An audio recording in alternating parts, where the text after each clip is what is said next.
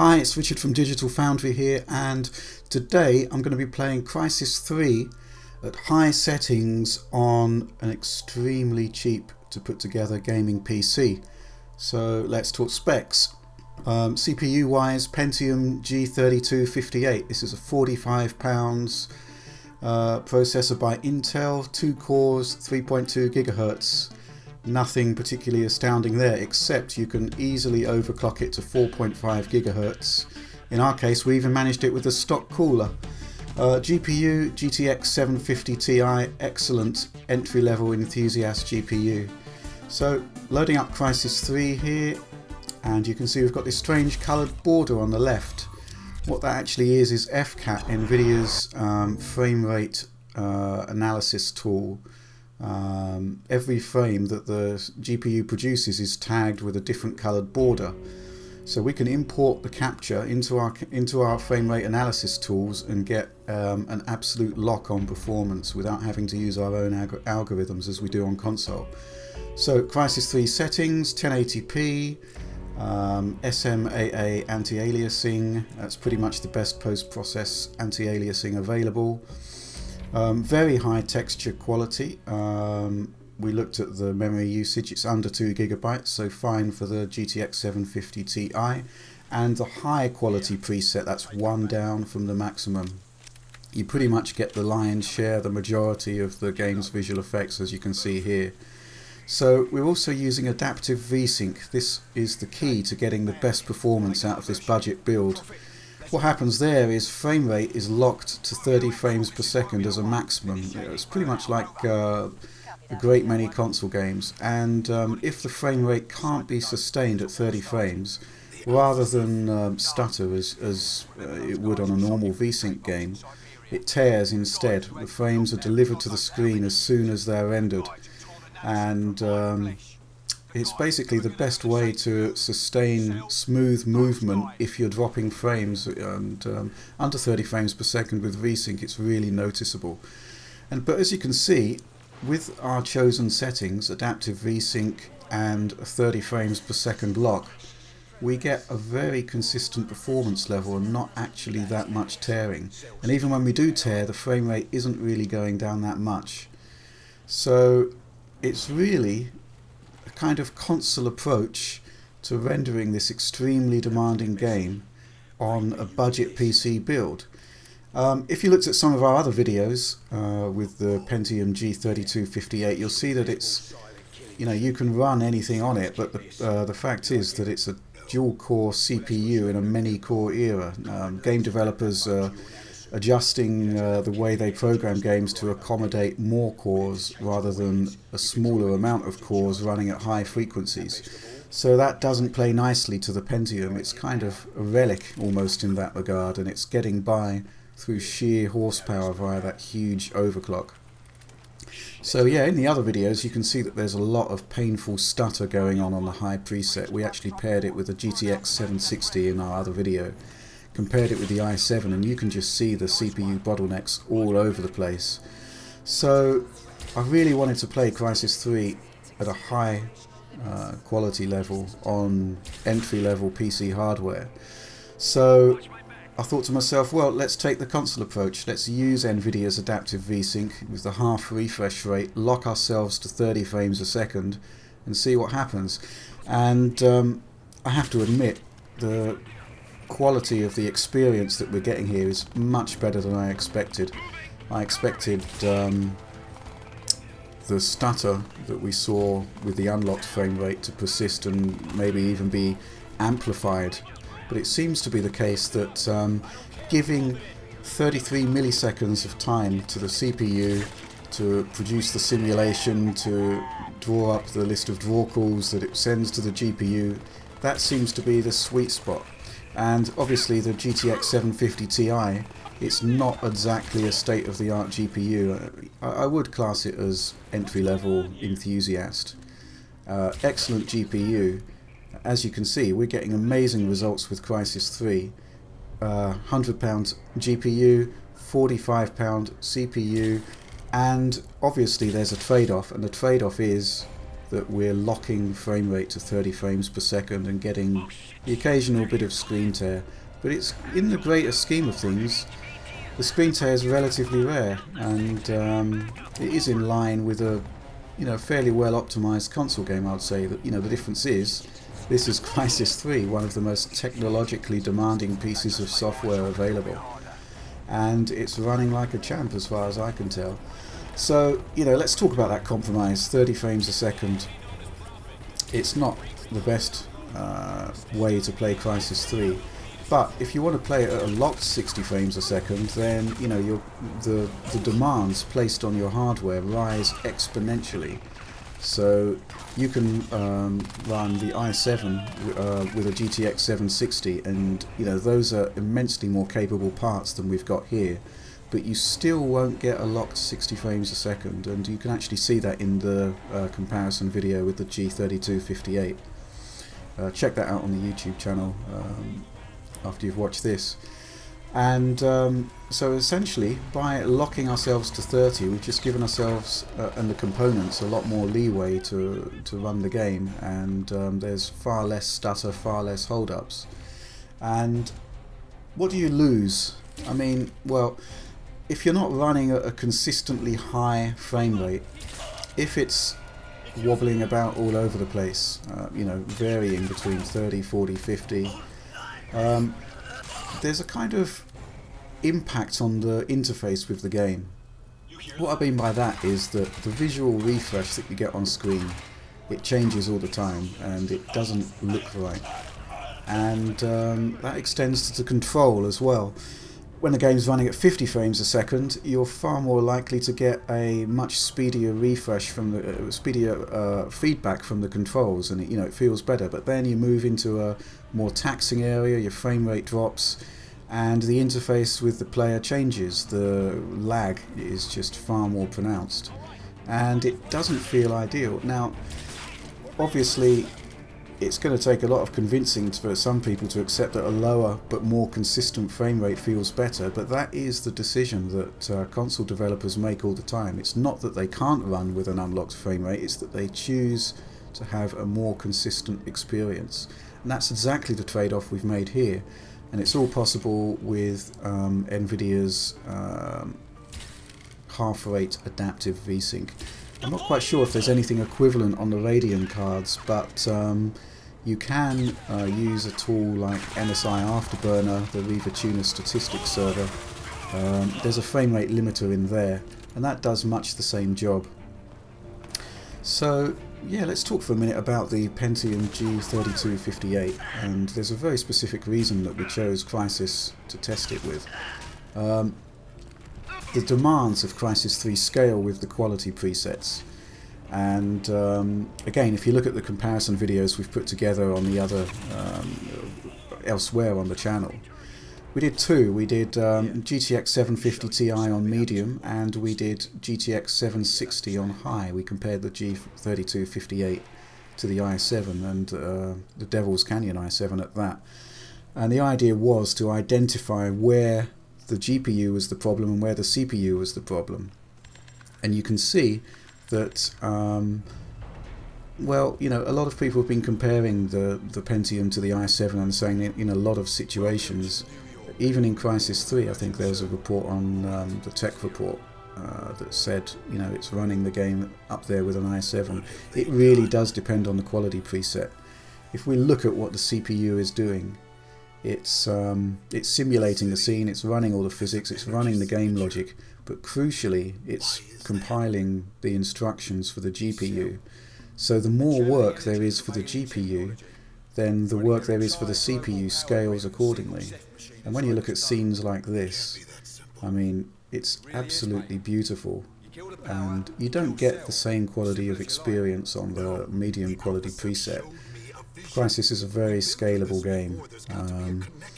You really get the best experience on the high and very high levels, and once you drop down to medium, it may well be lighter on the CPU, but you're diminishing the overall quality of the experience and the amount of work that Crytek put into generating this phenomenal world. So yeah, I mean, Obviously, at stock speeds, the Pentium 3.2 gigahertz, that's a fair amount of horsepower, but it's just not enough to run a game like this, and especially with just 2 cores. You know, as I said, it's a dual-core processor in a world where 4 threads, 4 cores or more are really required to get the best experience. The Pentium sort of bludgeons its way to success through sheer horsepower alone. 4.5 gigahertz. I mean, wow, for 44 pounds I've seen this chip go on sale. So yeah, you know, you have to pick your battles. You can't just whack on the high quality preset and expect to get an i7 level experience with a decent GPU. And that's the one compromise that we've made here, that 30 frames per second cap, and it just means that the CPU isn't locked up anywhere near the degree. This is actually an interesting point where we blow up this minefield. If you look at the equivalent point on the other videos, you'll see that the frame time is far more disrupted. I mean, obviously in those videos we are running with VSync enabled. It is our preferable way of playing, but the fact that we're giving both CPU and GPU more room to breathe gives us a much better experience. All of the sort of kinks are just sort of ironed out, in effect. And this is quite an interesting cutscene. There's a point here where that security tower blasts some stuff on the ground. It's coming up in just a minute. Now, what's curious about this is that if you run this scene at the medium quality preset, you see one of the most obvious examples of the scaling back Crytek does on the lower quality preset. That smoke in the background there, it's running at half frame rate and it isn't anywhere near as dense or as well animated. So it's an example of how the lower quality presets really do pare back the experience and introduce artifacts that you can't really unsee once you've seen them. And over and above that, of course, this level, there's a reason we use it for our GPU benchmarking, and the reason why is because the draw distances are phenomenal. The amount of foliage that's being rendered is just remarkable. All of that, it's not just a big tax on the GPU, it's going to stress your main processor too. And again, pairing back to medium, the load on the CPU is lessened immensely, but at the same time, it's not Crysis 3 as I think the developers wanted you to play it. So yeah, we're going to be moving on into this. There we go. We're moving on into the sort of fields there, and you get an idea of the simulation that's gone into the grass, into the foliage, into the trees. Everything is animated. It just looks phenomenal, and it really does require a decent PC to get the most out of it. But here, very cheap components, excellent experience. We aren't skimping on any of the immensely detailed artwork. It's all managing to stream in and out of the 2 GB of GDDR that's in the 750 Ti, and it's all good. So now we're moving on into a new phase of the level. It's one that we do use in our benchmarking suite, and it is essentially a bit of combat. We move into an area that's got tons of cell troops milling about, and the idea here is that we're going to take a sort of stealthy approach to the situation.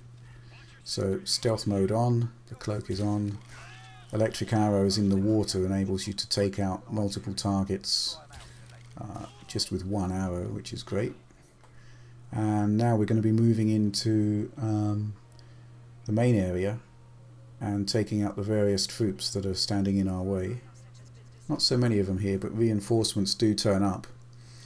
And yeah, I kind of prefer that you can play Crysis 3 in any way you want, and one of the things that I love about the game, especially on the easy level, is that it really empowers you as this sort of superheroic kind of unstoppable force.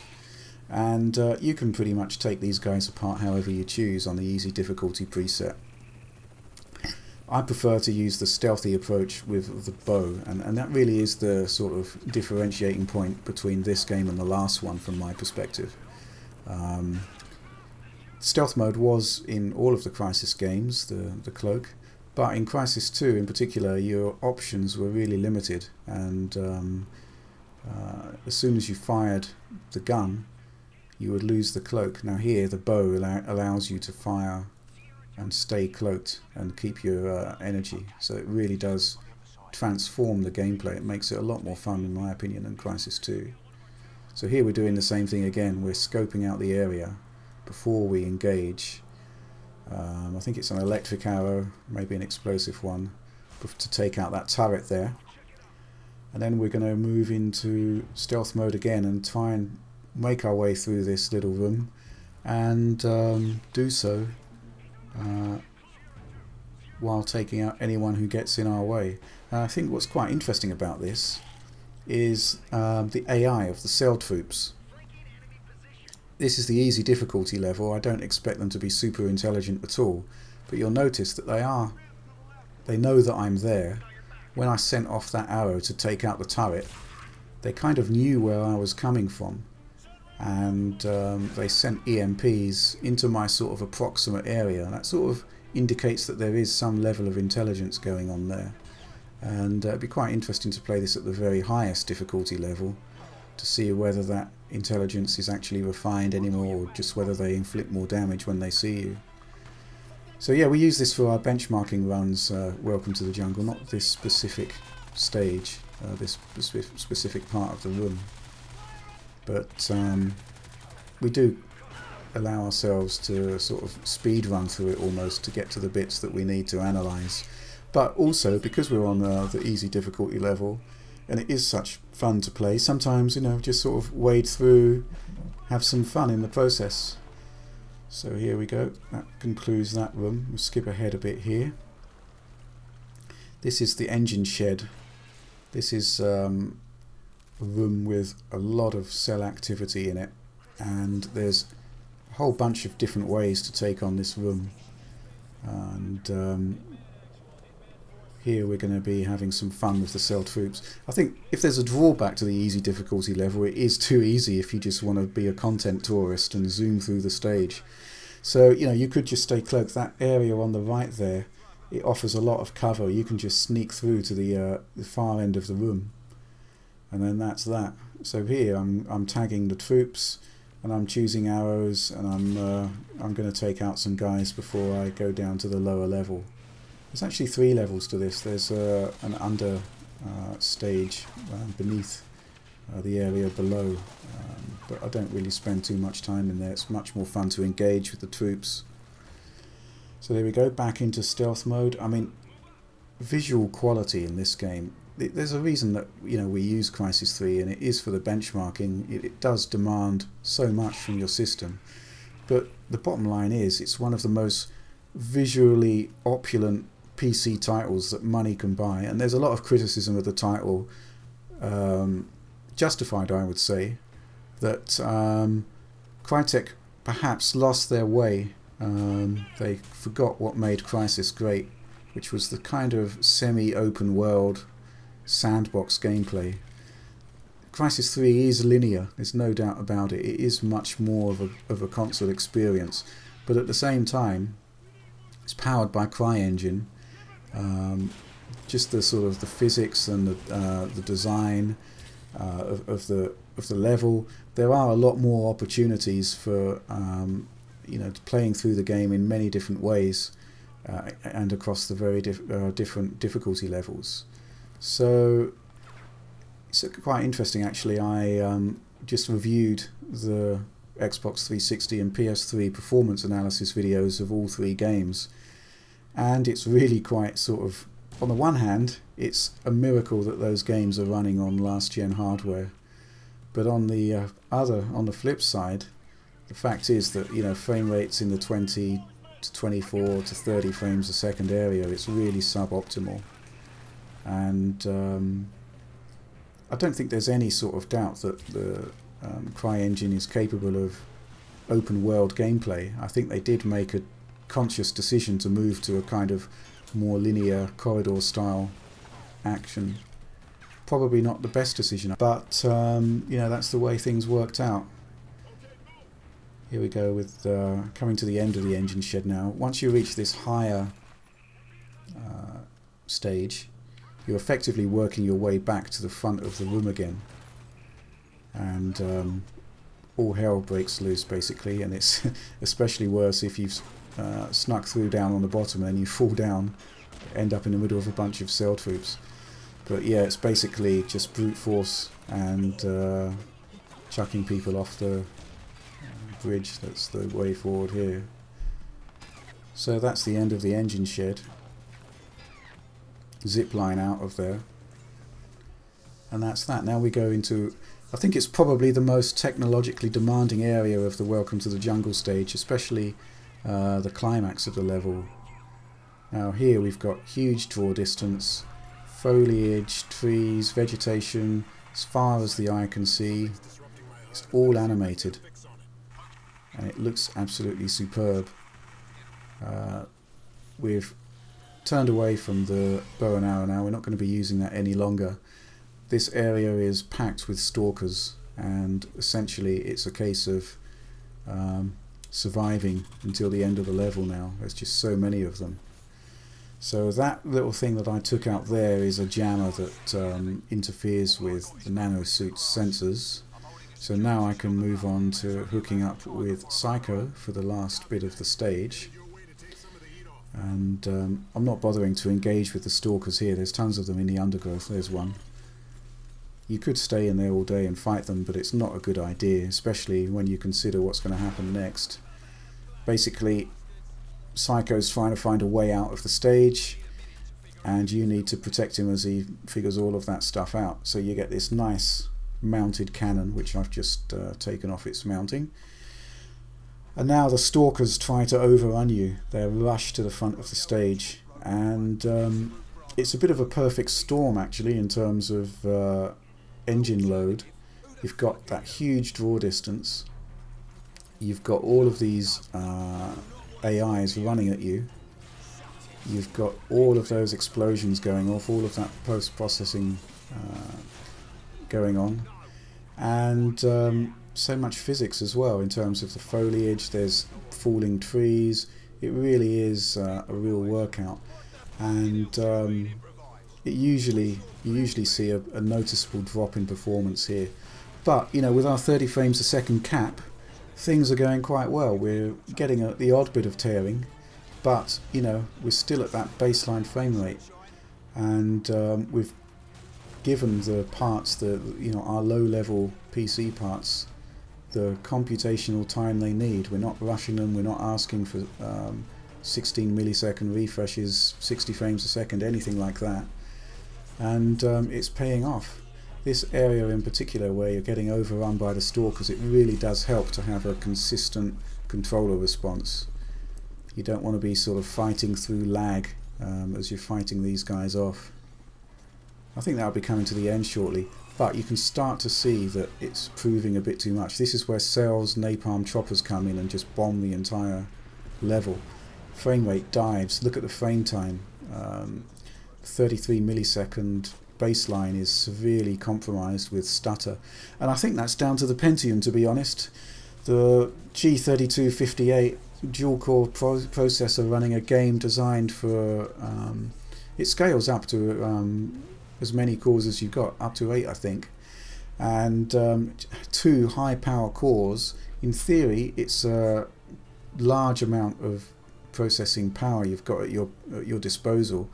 But I guess if you're distributing a many-core workload across just 2 cores, no matter how fast they are, you're going to get some kind of latency. And that's what I suspect we're seeing here. Okay, so we're coming up to the end of the level now. This is the benchmarking run. What happens here is that it's an on-rails sequence where you're on top of the train, you blast through this level, you go on into the next one, and so many effects in play, physics, particles, the whole shooting match, everything that's, again, another sort of perfect storm for the to test the processing power of your system. 30 frames a second cap really does help out here. We get a bit of stutter there, and I think that's probably due to some background streaming. Now if you look at that same section in the other Crysis 3 videos where we compare against the i7, you'll see a lot more stutter there. But it seems to be the case that because we've got that 30 frames a second lock, that the stutter is reduced. We're ironing out the issue in effect. This is a beautiful set piece. I actually first saw it when the contributor handed in the Xbox 360 versus PS3 comparison. I couldn't believe that the Xbox and the PlayStation were capable of doing this at anything like an acceptable frame rate. But, you know, absolutely phenomenal. So we're just blasting through to the conclusion of the level here. And then we'll be moving on to the last stage that we cover in this video, which is the root of all evil. But yeah, just check this out, so much going on. Rock solid frame rate. And there really is much to be said for accepting that lowering your frame rate, locking at 30, it just allows your components to do much more in that sort of specific 33 millisecond time window. And it's, you know, beautifully consistent, and you get all of that bling. Now obviously I don't think anybody's suggesting that 30 frames a second is better than 60, but it certainly has lots of charms compared to an unlocked frame rate where it's immensely variable. And the bottom line is, especially with a PC that's built to a budget, you've got to accept compromises, and it's really on a game-by-game basis how you make those compromises. So, okay, now we're reaching the end of Welcome to the Jungle, and then we're going to be moving into the next level, which has a few sort of technological showcase elements of its own, which are fascinating. But yeah, great stuff. I'd really like to see Crysis 3, Crysis 2, even the original Crysis running on the next-gen consoles. And there was always the sense, especially when you look at the performance analysis, that those games were next-gen titles running on last-gen hardware. And a real sense that they were kind of dragged kicking and screaming onto the Xbox 360 and the PlayStation 3. And, you know, it's a miracle that they exist at all, but really good PC level hardware is what those games need, and that's exactly what the next gen consoles deliver. So here we are, onto the third level. I do hope that there is some hope for the Crysis trilogy on the next gen consoles. I'm kind of surprised I didn't see that at launch, to be honest. There have been rumours that the Crysis team in Frankfurt was disbanded as well, which I think would be a real shame. Crysis is synonymous with technological innovation, and not seeing a Crysis game on new hardware, it's a bit of a disappointment, to be honest. We did get Rise, of course, which in many ways, I mean, I would strongly recommend that you check out Rise if you're interested in video game technology. It's absolutely phenomenal to look at. I mean, gameplay wise, it's a disappointment, but it's the next evolution of CryEngine beyond what we're seeing here in Crysis 3. And a lot of the sort of technological elements that are so good in Rise, you can actually see the genesis of them here. And in this particular cutscene, which I'm showing unedited, it really does show off Crytek's facial animation, motion capture, performance capture, particularly Claire here on the right. She doesn't really like Prophet and his nano suit at all. It's kind of a mixture of synthetic, human and alien technology, and it really freaks her out for reasons unknown. And just keep an eye on her here. You can see in her face just the sheer level of hatred and disgust she has for you. You know, even now, just keep an eye on her. And that's really what fantastic motion capture is about, and really getting the emotions of the characters into the scene. And it's a bit of a shame we've got this guy here, this sort of archetypal German chap, stereotypical actually, and he's a bit of a cliche and but you do get to see some fantastic close range examples of just how well animated and modelled these characters are. But it is, in a sense, prototype next-gen stuff. If you look at Rise, the animation moved on to a whole different level. And even from there have been other developers who've moved on to the next step. For example, I would rate, Infamous Second Son probably has the most astonishing facial capture that I've seen. Literally to the point where older characters, you can see the folds of their skin, the wrinkles animating as they talk. It's really quite exceptional. But, Crysis 3 still holds up. And I think what you've got to remember is that it's an old game, and yet it's still one of the most beautiful PC titles that you can buy. But it is very much a prototype next-gen game in many ways.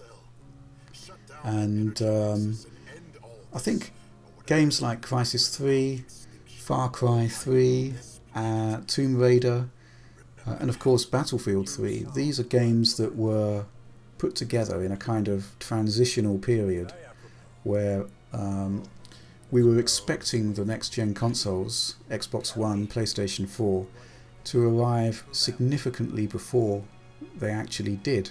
So there were lots of rumblings in 2011 that we would see next-gen hardware arrive in 2012, and that never happened, but developers had to sort of anticipate that maybe it would happen. So there's a lot of discussion at the moment about HD, full HD if you like, remakes of titles like The Last of Us, Metro Redux, Tomb Raider Definitive Edition is probably the best example.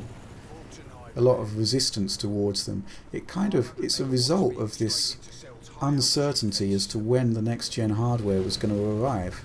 So, developers like Crytek, DICE, Crystal Dynamics, they wanted to be prepared. So they prepared these games to be scalable across a range of hardware. Now this has a lot of advantages. So for example, you can run those games on a lower end PC exactly because of that scalability.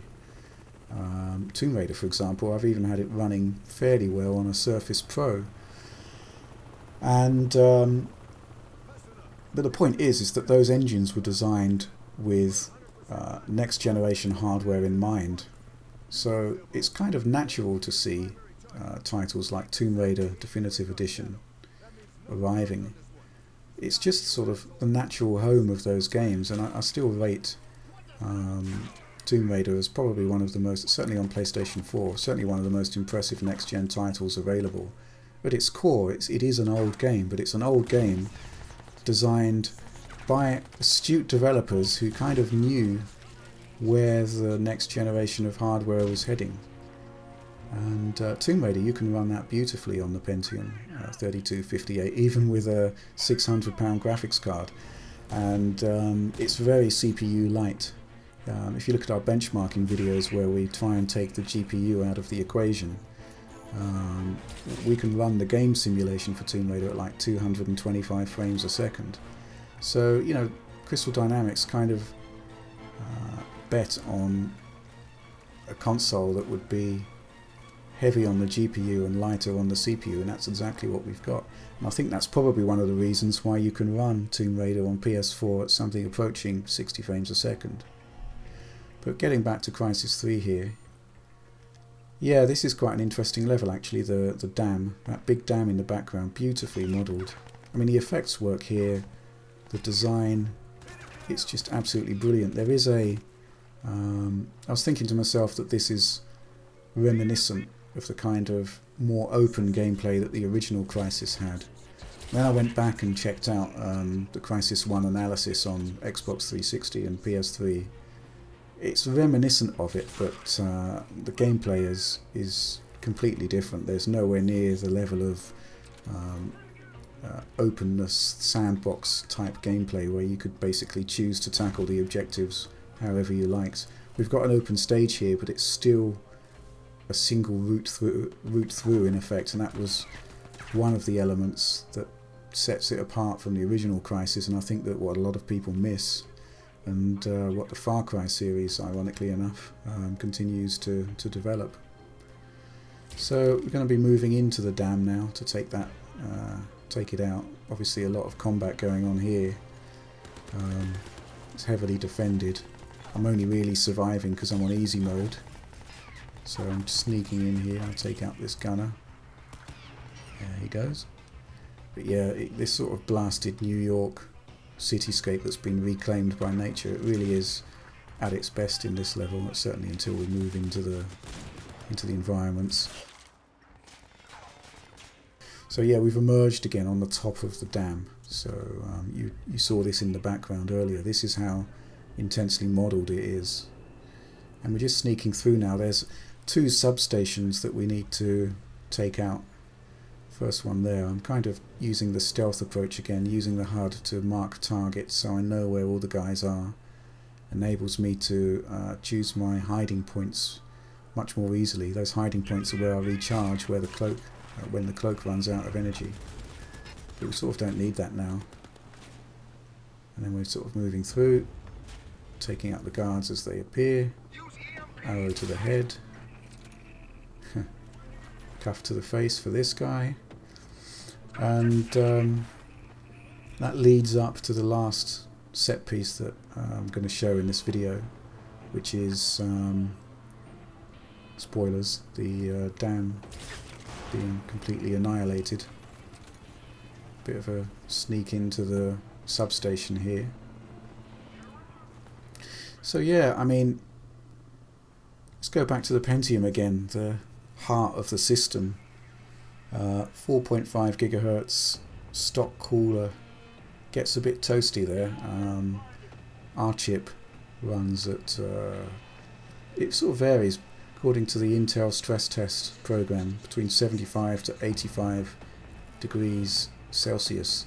That's very hot, but at the same time that dual core chip, architecturally it's identical to the Ultrabooks, and they always run at pretty much the same temperature before the fan kicks in, and it shouldn't be a problem to run the Pentium at 80 degrees.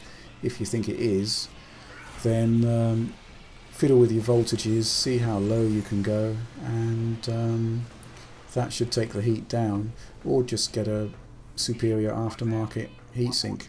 The issue there is you're kind of, I don't know, the problem with the Pentium is that you're limited if you want to overclock it to a Z87 or a Z97 board, and those aren't cheap. So if you're looking to put together a budget build where you can overclock the Pentium, you really have to keep the budget in mind. This is a really cheap processor, but the motherboards aren't so cheap, and if you're looking to overclock it to the fullest extent and you feel that you need to get a better cooler, then that's an additional cost. A decent cooler is at least £20–30, and at that point you kind of start to think that maybe you should be considering an actual proper many core processor. For our budget build we use the FX6300. Something you might have noticed there actually is that the text on the left is cut off a bit, and there's actually borders on the left and the right. At the beginning of the video you saw that coloured border, the NVIDIA FCAT. It is quite distracting to watch, so what I did was to crop off the border and then shunt the image to the left, so you lose a bit of the image, as you can see there, but it means that you aren't distracted by something that you really just distracts from the quality of the overall presentation here, which is just absolutely beautiful. The reason I kind of did this video is I was just so surprised by how good the results were, and there's a sort of frame rate race on PC gaming, and certainly in the case of the Pentium it detracts. I mean, what's more important, a higher frame rate or the quality of the overall experience? And if you see the 2 other Crysis videos we did using the Pentium, performance is all over the place. This is just the way to play it. Okay, so we're coming up to the end of the level now. This is where we've done everything we need to do.